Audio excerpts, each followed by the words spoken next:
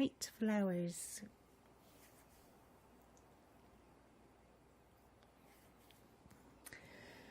Lovely white flowers mark the town. They bloom on every street corner, not in beds or fields set aside for their cultivation, but blending naturally and in profusion with every row of houses, as though the buildings and the blossoms have grown up together. The season is early spring, and snow still lingers on the nearby mountains, but the stretch of ocean that gently laps the town's southern shore is bathed in refulgent sunlight. This is an old and prosperous harbor town. Even now, each day its piers see many cruise ships and freighters come and go. In history, however, it's sharply divided between the time before and the time after an event that happened one day long ago. People here prefer not to talk about it.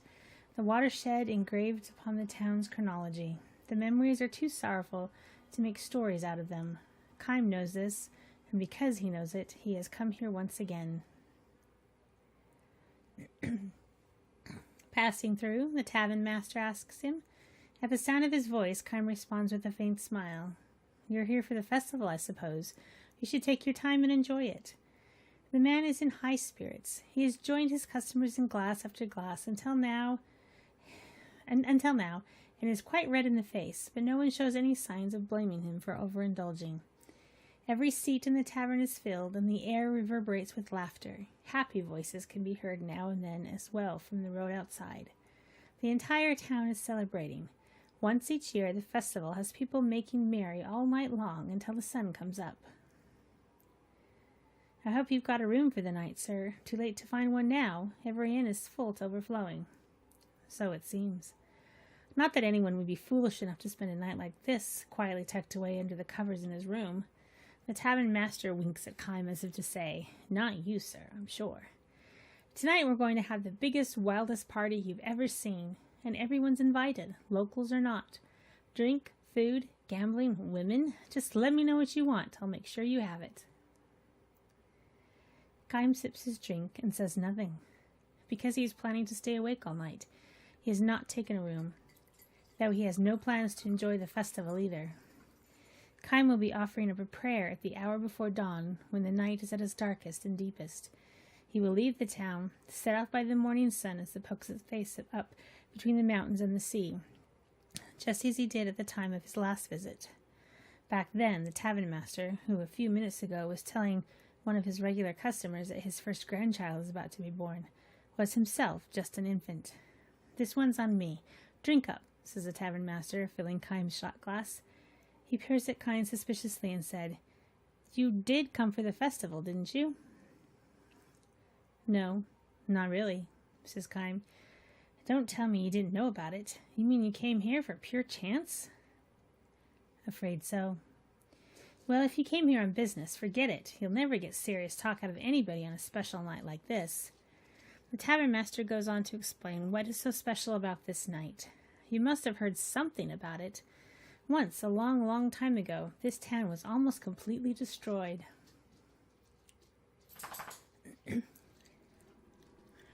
There are two kinds of events that divide history into before and after. One is the birth or death of some great personage, a hero or a savior. The other is something like a war or a plague or natural disaster. What divided this town's history into before and after was a violent earthquake. It happened without warning and gave the soundly sleeping people of the town no chance to flee.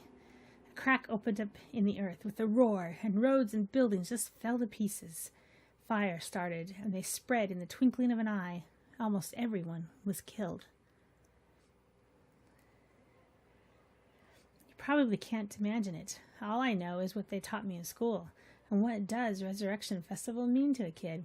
It was just something that happened once upon a time. I live here, and that's all it means to me, so a traveler like you probably can't even begin to imagine what it was like. Is that what they call this holiday? Resurrection Festival? Uh-huh. The town was resurrected from a total ruin to this. That's what the celebration is all about. Kime gives the man a grim smile and sips his liquor. What's so funny? The tavern master asks. Last time I was here, they were calling it Earthquake Memorial Day. It wasn't a festival for the kind of wild celebrating. What are you talking about? It's been the Resurrection Festival ever since I was a kid. That was before you were old enough to remember anything. Huh? And before that, they called it the Consolation of the Spirits. They'd burn a candle for each person who died, pray for them to rest in peace. It was a sad festival, lots of crying. You sound as if you saw it happening yourself. I did. The tavern master laughs with a loud snort. You look sober, but you must be plastered out of your mind. Now listen, it's a festival night, so I'm going to let you off the hook for pulling my leg. But don't say stuff like that in front of the other townspeople. All of our ancestors, mine included, are the ones who barely escape with their lives. Kym knows full well what he's doing. He never expected the man to believe him. He just wanted to find out for himself whether the townspeople were still handing down the memories of the tragedy. Whether deep down behind their laughing faces, there still lingered the sorrow that had been passed down from their forefathers' time.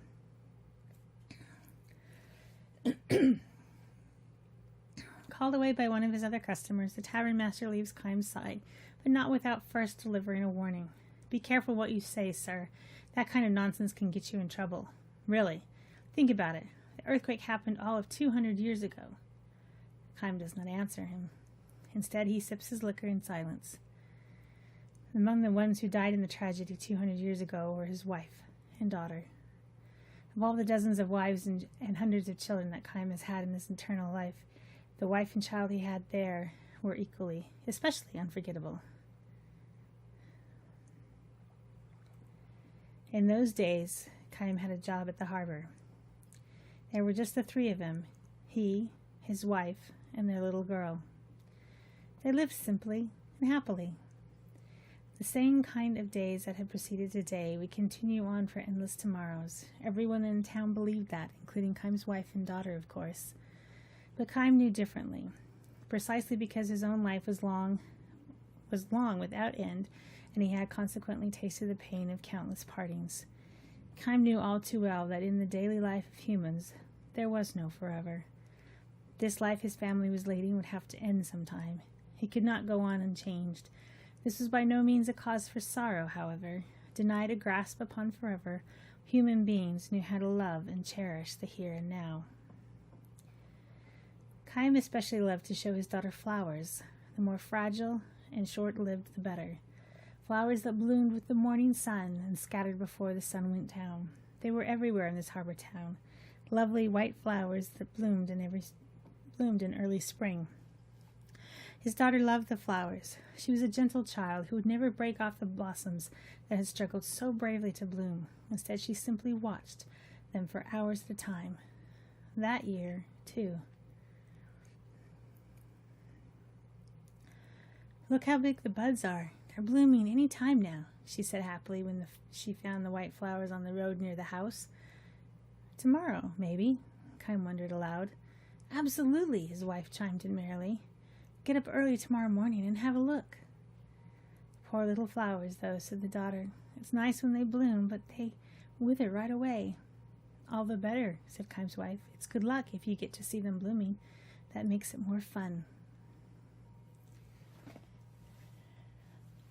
It may be fun for us, answered the girl, but think about the poor flowers. They work so hard to open up, and they wither that same day. It's sad. Well, yes, I guess so. A momentary air of sadness flowed into the room, but Kym quickly dispelled it with a laugh. Happiness is not the same thing as longevity, he proclaimed. What does that mean, Papa?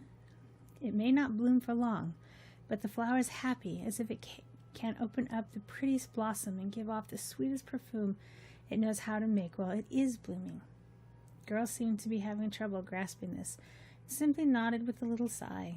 She then broke into a smile and said, It must be true if you say so, Papa.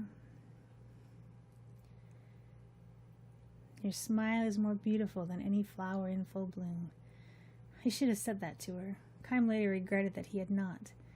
The words he had uttered so carelessly, he came to realize, turned out to be something of a prophecy.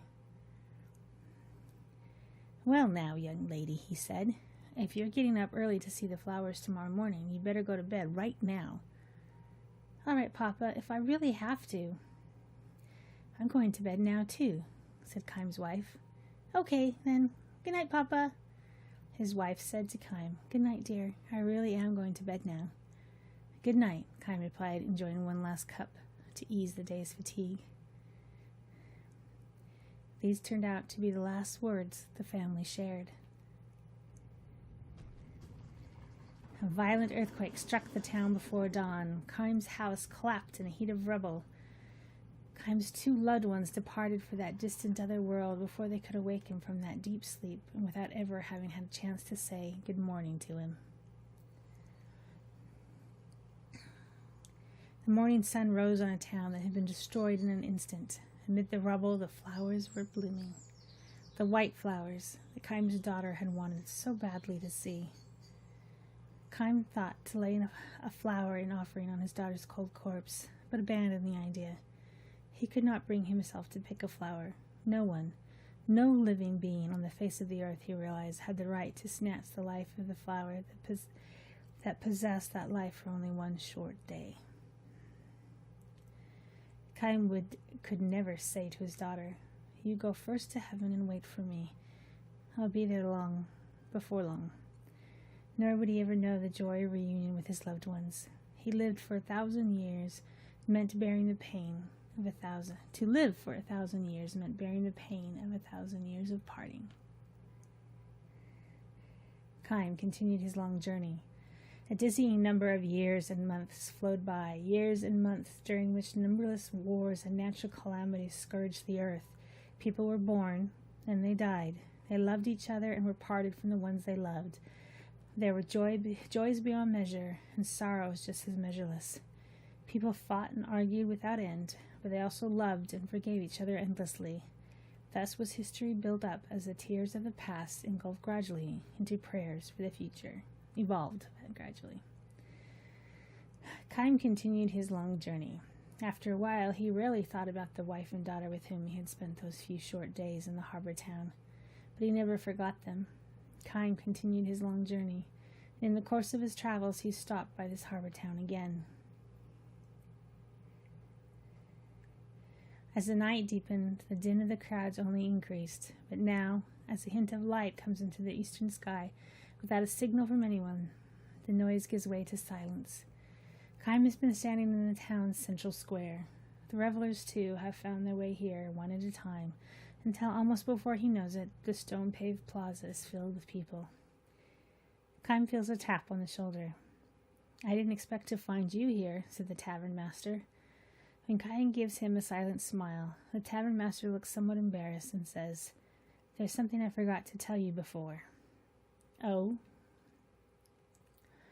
Well, you know the earthquake happened a long time ago, before my father and mother's time, even before my grandparents' generation. It might sound funny for me to say this, but I can't imagine this town in ruins. I know what you mean.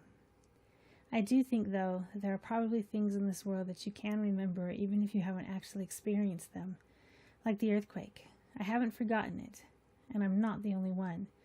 It may have happened 200 years ago, but nobody in this town has ever forgotten it. We can't imagine it, but we can't forget it either. Just as Keim nods again to signal his understanding of the tavern's keeper's words, a somber melody echoes throughout the square. This is the hour when the earthquake destroyed the town. All the people assembled here close their eyes, clasp their hands together, and offer up a prayer, the tavern master and Keim among them. To Keim's closed eyes come the smiling faces of his dead wife and daughter. Why are they so beautiful and so sad, those faces that believe with all their hearts that tomorrow is sure to come? The music ends. The morning sun climbs above the horizon, and everywhere throughout the town bloom countless white flowers. In 200 years, the white flowers have changed. The scientists have hypothesized that the earthquake may have changed the nature of the soil itself, but no one knows the cause for sure. The lives of the flowers have lengthened. Where before they would bloom and wither in the space of a single day, now they hold their bloom for 3 or 4 days at a time. Moistened by the dew of night, bathed in the light of the sun, the white flowers strive to live their lives to the fullest, beautifying the town as the striving to live out the portion of life denied to those whose tomorrows were snatched away from them forever.